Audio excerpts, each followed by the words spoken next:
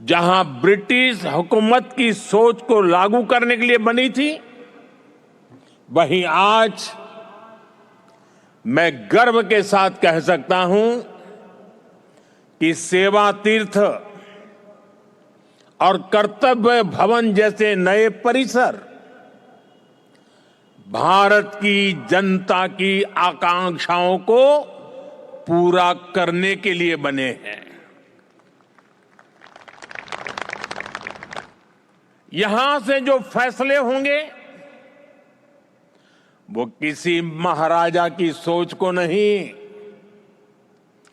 140 करोड़ देशवासियों की अपेक्षाओं को आगे बढ़ाने का आधार बनेंगे। इसी अमृत भावना के साथ आज मैं ये सेवा तीर्थ, एक कर्तव्य भवन भारत की जनता को समर्पित कर रहा हूं। साथियों, इस समय 21वीं सदी का पहला क्वार्टर पूरा हो चुका है। ये आवश्यक है कि विकसित भारत की हमारी कल्पना केवल नीतियों और योजनाओं में ही नहीं, हमारे कार्यस्थलों, हमारी इमारतों में भी दिखाई दे, जहां से देश का संचालन होता है वो जगह प्रभावी भी होनी चाहिए और प्रेरणादायी भी होनी चाहिए। वो इंप्रेसिव भी हो और इंस्पायरिंग भी हो। आज नई नई टेक्नोलॉजी तेजी से हमारे बीच जगह बना रही है, लेकिन इन सुविधाओं के विस्तार के लिए, नए टूल्स के उपयोग के लिए पुरानी इमारतें नाकाफी पड़ रही है। साउथ ब्लॉक, नॉर्थ ब्लॉक, पुराने भवनों में जगह की कमी थी, सुविधाओं की भी अपनी सीमाएं थी।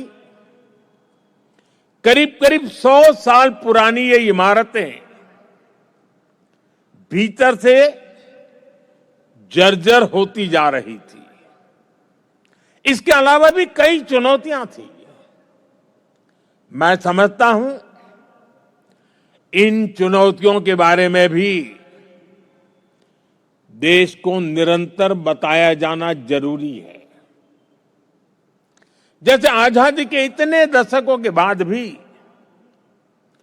भारत सरकार के अनेकों मंत्रालय दिल्ली के 50 से ज्यादा अलग अलग स्थानों से चल रहे हैं। हर साल इन मंत्रालयों की इमारतों के किराए पर ही प्रति वर्ष 1,500 करोड़ रुपए से ज्यादा खर्च हो रहे हैं। हर रोज 8 से 10,000 कर्मचारियों को एक इमारत से दूसरी इमारत में जाने का लॉजिस्टिक खर्च अलग होता था।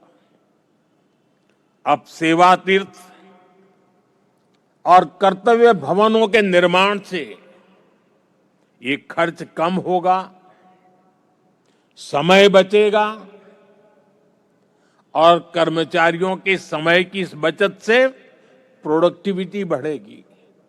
साथियों, इस बदलाव के बीच निश्चित तौर पर पुराने भवन में बिताए गए वर्षों की स्मृतियां हमारे साथ रहेगी।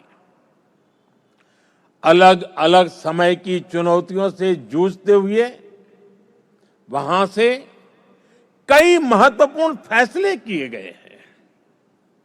वहां से देश को नई दिशा मिली। सुधार की अनेक पहलें हुई। वो परिसर, वो इमारत भारत के इतिहास का अमर हिस्सा है। इसलिए हमने उस भवन को देश के लिए समर्पित म्यूजियम बनाने का फैसला किया है। वो युगे युगीन भारत म्यूजियम का ही हिस्सा होगी। वो इमारत देश की आने वाली पीढ़ी के लिए एक प्रेरणा केंद्र बनेगी। नई पीढ़ी के युवा जब वहां जाएंगे तो ऐतिहासिक लेगेसी उनका मार्गदर्शन करेगी।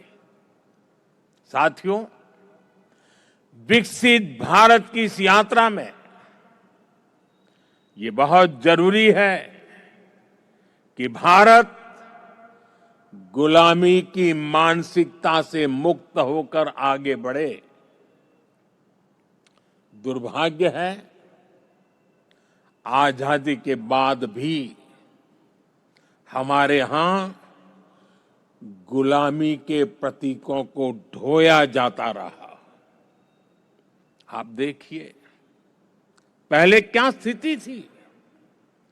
प्रधानमंत्री निवास जहां है उसे रेस कोर्स कहा जाता था। उपराष्ट्रपति के लिए कोई निवास स्थान तय ही नहीं था।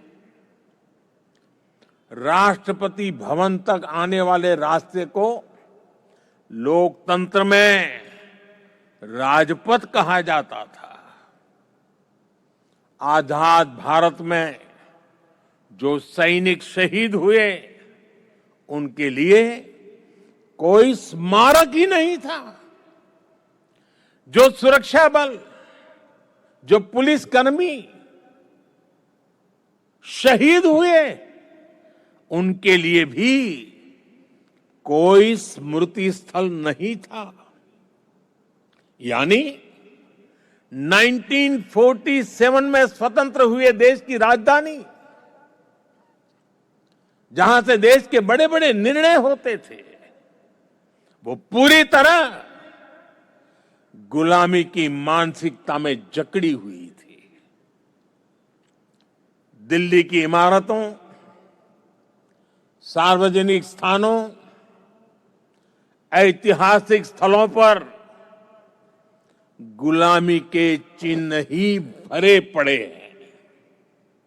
लेकिन साथियों, कहते हैं ना, समय का चक्र कभी भी एक जैसा नहीं रहता।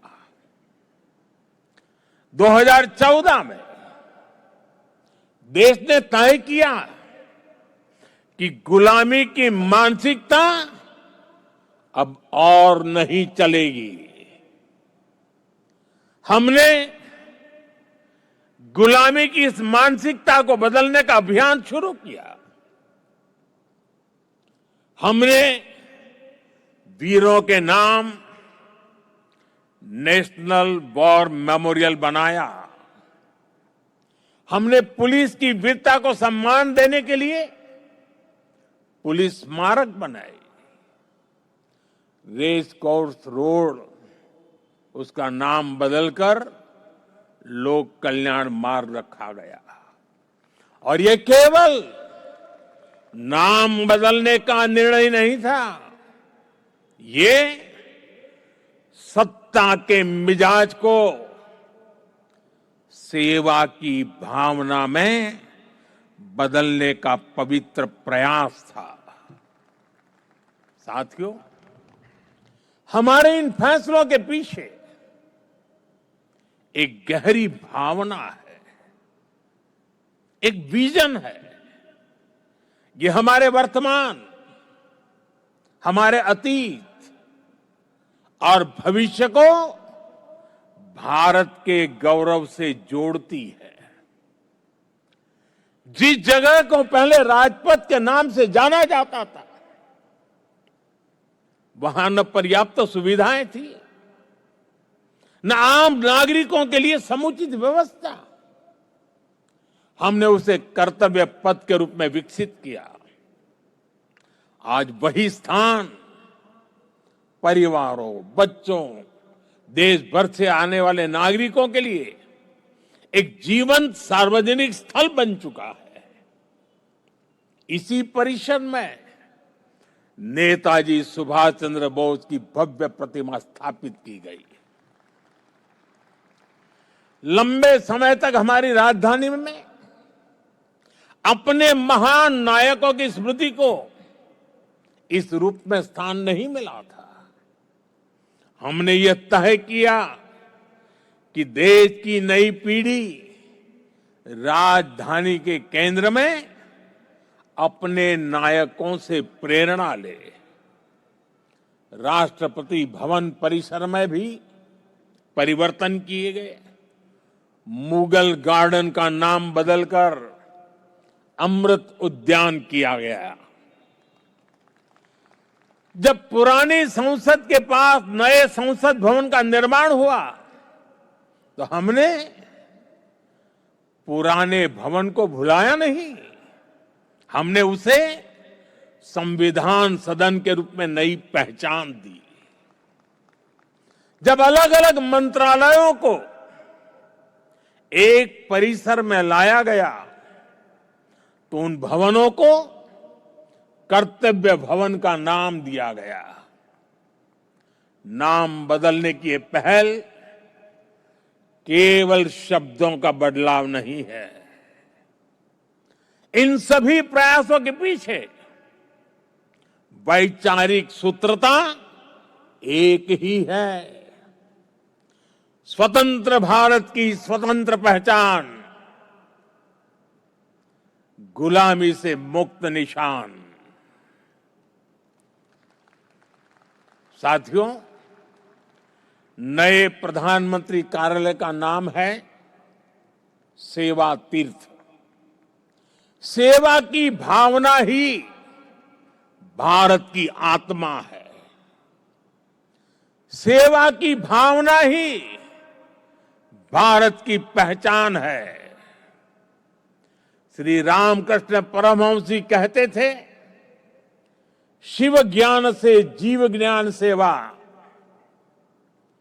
यह विचार केवल आध्यात्मिक नहीं है, यह राष्ट्र निर्माण का दर्शन है। यह भवन हमें हर क्षण याद दिलाएगा कि शासन का अर्थ सेवा है, दायित्व का अर्थ समर्पण है। हमारे शास्त्रों में भी कहा गया है, सेवा परमो धर्म, अर्थात सेवा ही सबसे बड़ा धर्म है। भारतीय संस्कृति का यही विचार प्रधानमंत्री कार्यालय और सरकार का विजन है। इसलिए सेवा तीर्थ ये केवल एक नाम नहीं, ये एक संकल्प है। सेवा तीर्थ यानी नागरिक की सेवा से पवित्र हुआ स्थल। सेवा के संकल्प को सिद्धि तक ले जाने का स्थल। तीर्थ का अर्थ भी होता है तरति अनेन इति तीर्थ, अर्थात जो तारने की, पार करने की क्षमता रखे, जो लक्ष्यों की प्राप्ति में सहायक हो, वो तीर्थ है। आज भारत के सामने भी विकसित भारत का लक्ष्य है, आत्मनिर्भर भारत का लक्ष्य है। हमें करोड़ों देशवासियों को गरीबी से मुक्ति दिलानी है। हमें देश को गुलामी की मानसिकता से मुक्ति दिलानी है। और ये काम सेवा के सामर्थ्य से ही सिद्ध होगा।